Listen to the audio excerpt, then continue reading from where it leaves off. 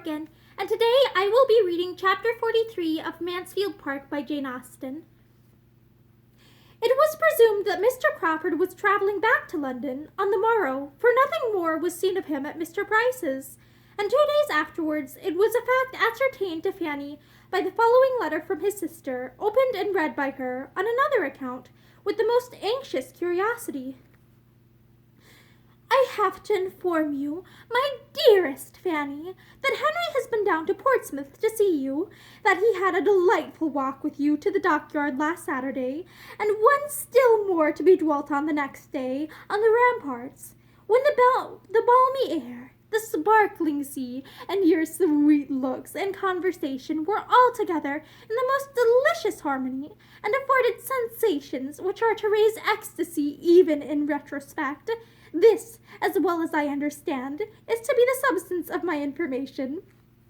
He makes me write, but I do not know what else is to be communicated, except this said visit to Portsmouth, and these 2 said walks, and his introduction to your family, especially to a fair sister of yours, a fine girl of 15, who was of the party on the ramparts, taking her first lesson, I presume, in love.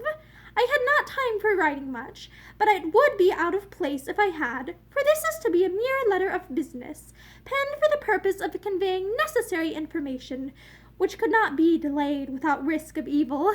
My dear, dear Fanny, if I had you here, how I would talk to you! You should listen to me till you were tired, and advise me till you were tired still more. But it is impossible to put an 100th part of my great mind on paper, so I will abstain altogether, and leave you to guess what you like. I have no news for you.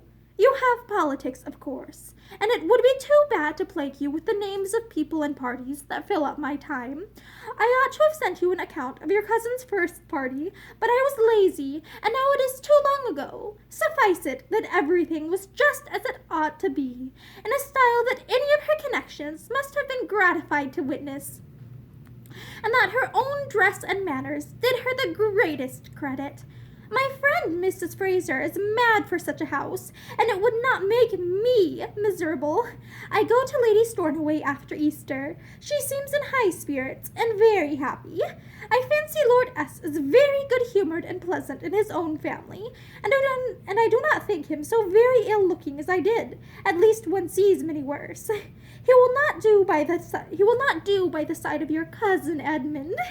Of the last mentioned hero, what shall I say? If I avoided his name entirely, it would be suspicious. I will say, then, that we have seen him 2 or 3 times, and that my friends here are very much struck with his gentlemanlike appearance. Mrs. Fraser, no bad judge, declares she knows but 3 men in town who have so good a person, height, and air, and I must confess, when he dined here the other day, there were none to compare with him, and we were a party of 16. Luckily, there is no distinction of dress nowadays to tell tales, but, yours affectionately. I had almost forgot. It was Edmund's fault. He gets into my head more than does me good. In one very material thing I had to say from Henry and myself. I mean about our taking you back into Northamptonshire. My dear little creature, do not stay at Portsmouth to lose your pretty looks. Those vile sea breezes are the ruin of beauty and health. My poor aunt always felt affected if within 10 miles of the sea, which the Admiral of course never believed, but I know it was so. I am at your service and Henry's at an hour's notice. I should like the scheme, and we would make a little circuit, and show you Everingham in our way, and perhaps you would not mind passing through London, and seeing the inside of St. George's, Hanover Square. Only keep your cousin Edmund for me at such a time. I should not like to be tempted. What a long letter! One word more. Henry, I find, has some idea of going into Norfolk again upon some business that you approve. But this cannot possibly be permitted before the middle of next week. That is, he cannot anyhow be spared till after the 14th, for we have a party that evening. The value of a man like Henry on such an occasion is what you can have no conception of. So you must take it upon my word to be in inestimable. He will see the Rushworths, which I own I am not sorry for, having a little curiosity, and so I think has he, though he will not acknowledge it. This was a letter to be run through eagerly, to be read deliberately, to supply matter for much reflection, and to leave everything in greater suspense than ever. The only certainty to be drawn from it was that nothing decisive had yet taken place. Edmund had not yet spoken. How Miss Crawford really felt, how she meant to act, or might act without or against her meaning, whether his importance to her were quite what it had been before the last separation, whether if lessened it were likely to lessen more, or to recover itself, were subjects for endless conjecture, and to be thought of on that day and many days to come, without producing any conclusion. The idea that returned the oftenest was that Miss Crawford, after proving herself cooled and staggered by a return to London habits, would yet prove herself in the end too much attached to him to give him up. She would try to be more ambitious than her heart would allow. She would hesitate. She would tease. She would condition. She would require a great deal. But she would finally accept. This was Fanny's most frequent expectation. A house in town. That, she thought, must be impossible. Yet there was no saying what Miss Crawford might not ask. The prospect for her cousin grew worse and worse. The woman who could speak of him, and speak only of his appearance. What an unworthy attachment! To be deriving support from the commendations of Mrs. Fraser, she who had known him intimately half a year. Fanny was ashamed of her. Those parts of the letter which related only to Mr. Crawford and herself touched her in comparison slightly. Whether Mr. Crawford went into Norfolk before or after the 14th was certainly no concern of hers, though, everything considered, she thought he would go without delay. That Miss Crawford should endeavor to secure a meeting between him and Mrs. Rushworth was all in her worst line of conduct, and grossly unkind and ill-judged. But she hoped he would not be actuated by any such degrading curiosity.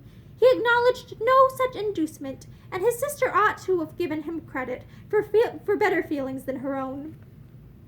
She was yet more impatient for another letter from town, after receiving this, than she had been before, and for a few days was so unsettled by it altogether, by what had come and what might come, that her usual readings and conversation with Susan were much suspended. She could not command her attention as she wished.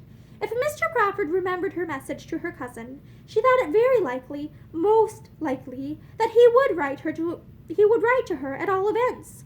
It would be most consistent with his usual kindness, until she got rid of this idea, till it gradually wore off. By no letters appearing in the course of 3 or 4 days more, she was in a most restless, anxious state. At length, a something like composure succeeded. Suspense must be submitted to, and must not be allowed to wear her out and make her useless. Time did something, her own exertions something more, and she resumed her attentions to Susan, and again awakened the same interest in them. Susan was growing very fond of her, and though without any of the early delight in books which had been so strong in Fanny, with a disposition much less inclined to sedentary pursuits, or to information for information's sake, she had so strong a desire of not appearing ignorant, as with a good, clear understanding, made her a most attentive, profitable, thankful pupil. Fanny was her oracle. Fanny's explanations and remarks were a most important addition to every essay or every chapter of history. What Fanny told her of former times dwelt more on her mind than the pages of Goldsmith, and she paid her sister the compliment of preferring her style to that of any printed author. The early habit of reading was wanting. Their conversations, however, were not always on subjects so high as history or morals. Others had their hour, and of lesser matters none returned so often or remained so long between them as Mansfield Park, a description of the people, the manners, the amusements, the ways of Mansfield Park. Susan, who had an innate taste for the genteel and well-appointed, was eager to hear, and Fanny could not but indulge herself in dwelling on so beloved a theme. She hoped it was not wrong, though after a time, Susan's very great admiration of everything said or done in her uncle's house, and earnest longing to go into Northamptonshire, seemed almost to blame for her exciting feelings which could not be gratified. Poor Susan was very little better fitted for home than her elder sister, and as Fanny grew thoroughly to understand this, she began to feel that when her own release from Portsmouth came, her happiness would have a material drawback in leaving Susan behind. That a girl so capable of being made everything good should be left in such hands distressed her more and more. Were she likely to have a home to invite her to, what a blessing it would be! And had it been possible for her to return Mr. Crawford's regard, the probability of his being very far from objecting to such a measure would have been the greatest increase of all her own comforts. She thought he was really good-tempered, and could fancy his entering into a plan of that sort most pleasantly. And that is the end of chapter 43. Thank you, and have a great day.